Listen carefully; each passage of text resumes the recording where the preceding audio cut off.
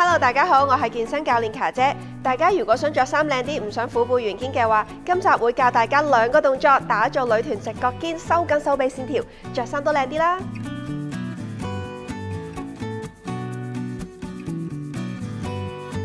第一個動作，保持身體前傾，背部平直，核心要穩定，上臂可以貼近身體，手踭向後提起，大概90度，保持固定。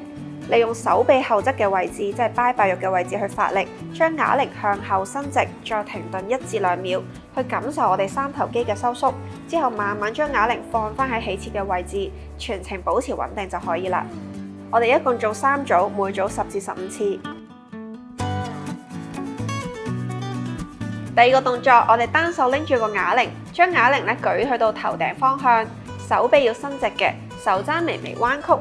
將啞鈴慢慢向下放低，去到後尾枕嘅位置，感受手臂後側，即係拜拜肉嘅位置有拉伸嘅感覺，保持核心肩胛穩定，避免用腰去到代償發力嘅。我哋嘅背都要挺直啦，唔好駝背，控制個速度，慢慢向下放同埋向上拎返起，全程保持拜拜肉嘅控制感。